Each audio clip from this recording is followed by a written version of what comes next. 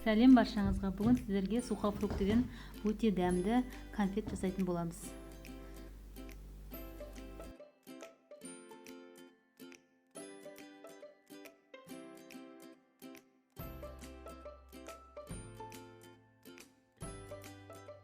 Ең бірінші бізге керектілер сухофрукты, менде әртүрлі сухофрукты, мейіз, өріктер, шоколад, мед, кокос ұнтағы және грецкий орех.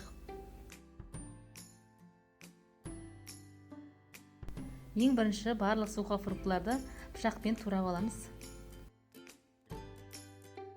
Мен барлық сухофруктларды құрамын барлығын уақ етіп турап дайындап алдым. Конфетті 2 сағатқа тоңазытқышқа жібердік. Ол қатырып болғанша шоколадымызды ыстық буда ерітетін боламыз.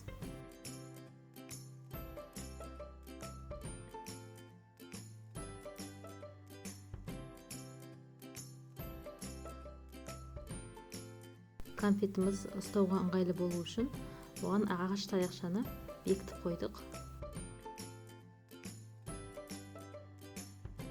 Енді конфетімізді шоколад пен кокос ұнтағына аунатып аламыз. Біздің конфетіміз дайын болды. Енді оны холодильникке 3-4 сағатқа қоямыз. Дайын болғаннан кейін дәмін татып көреміз. Осымен біздің өте пайдалы конфетіміз дайын болды.